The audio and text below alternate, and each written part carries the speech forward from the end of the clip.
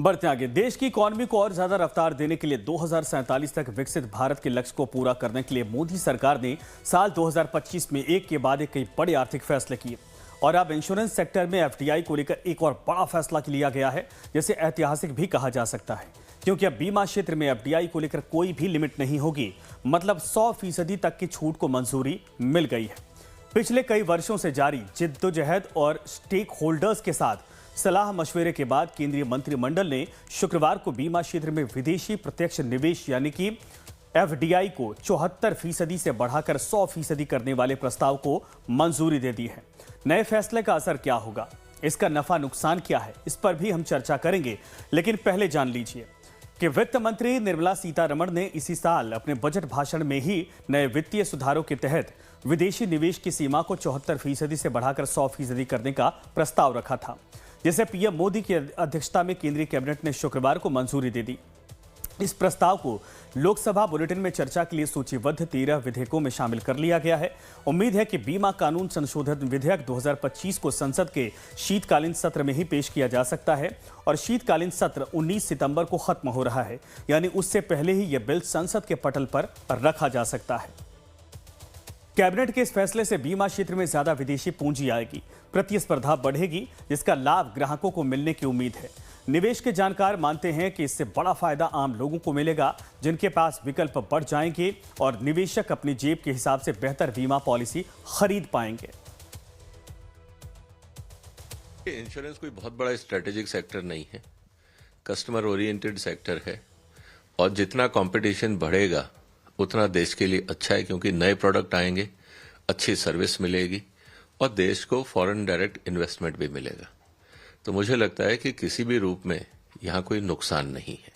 हाँ, सरकार को सिर्फ एक बात ध्यान रखनी होगी कि अगर ये कंपनियां भारत में आती हैं तो किसी भी रूप में जो कस्टमर ओरिएंटेड कानून है, जो कस्टमर सर्विस के हैं, सरकार उनको मल्टीनेशनल्स के दबाव में डाइल्यूट ना करे। नहीं तो क्या होगा, हिंदुस्तान का कंज्यूमर पॉलिसीज खरीदेगा और जब बात आएगी एग्जीक्यूशन की या सेटलमेंट्स की, उस समय दिक्कतें होंगी। और अब इस फैसले का पूरा मतलब समझिए कि इससे देश की इकॉनमी का फायदा किस तरीके से होने वाला है और आम लोगों के लिए कैसे यह सबसे ज्यादा फायदेमंद होगा।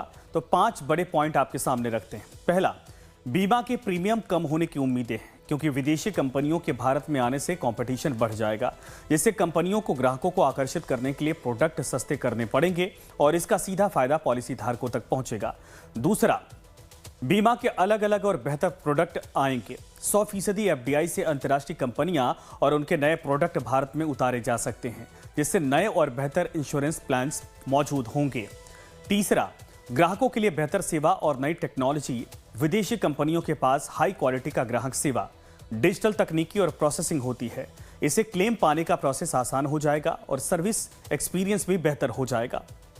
चौथा, छोटे छोटे शहरों तक बीमा की पहुंच होगी। जैसे जैसे फंड और कंपनियां बढ़ेंगी, छोटे शहरों और देश के ग्रामीण इलाकों तक बीमा सेवाओं का विस्तार होगा। मतलब जहां लोग बीमा नहीं ले पाते थे, वहां भी अब बीमा की सुविधाएं पहुंच पाएंगी। पांचवां, आर्थिक गतिविधि और नौकरी के मौके में बढ़ोतरी होगी। विदेशी निवेश की वजह से बीमा सेक्टर का विस्तार होगा, यानी कंपनियों की संख्या में बढ़ोतरी होगी। कंपनियां बढ़ेंगी तो वही काम करने वाले लोगों की आवश्यकता होगी, जिससे नए रोजगार के मौके भी बढ़ेंगे, जैसे sales, claim, processing, tax support वगैरह वगैरह।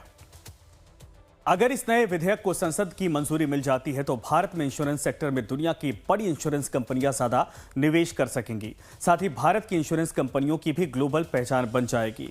मगर जानकार एक विषय पर शंका जाहिर करते हैं कि कहीं बाहर की कंपनियां अपनी मनमानी ना शुरू कर दें। लिहाजा सरकार को एक रेगुलेटरी अथॉरिटी रखनी होगी, जिससे जनता के साथ मनमानी ना हो, और अगर लोगों को ये संस्थाएं नौकरी दें तो भारत के श्रम कानून का पालन भी करना होगा, कोई शोषण उनका ना हो, इस बात को सुनिश्चित करना होगा। 100% सरकार चाहती है और उन्होंने कैबिनेट में भी पास कर लिया है।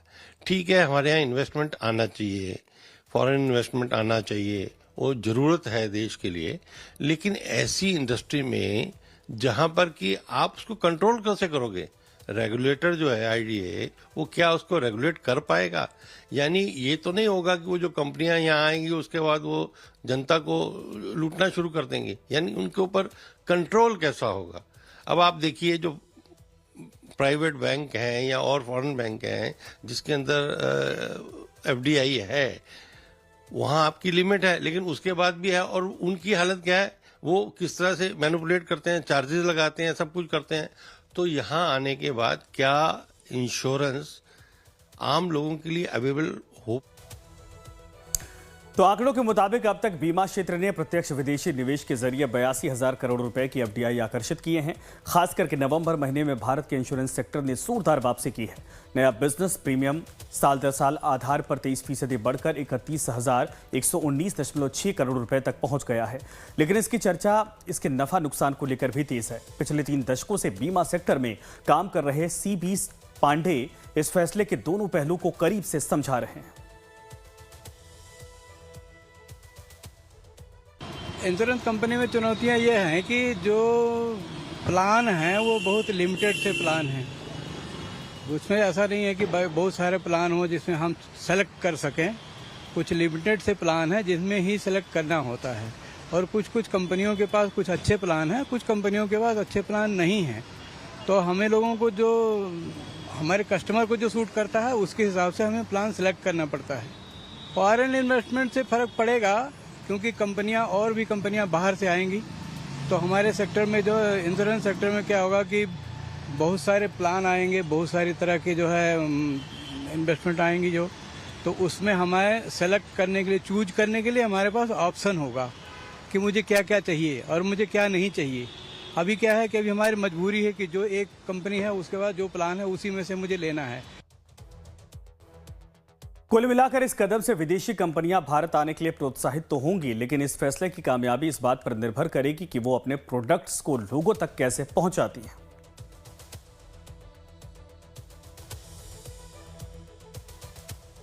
और इसी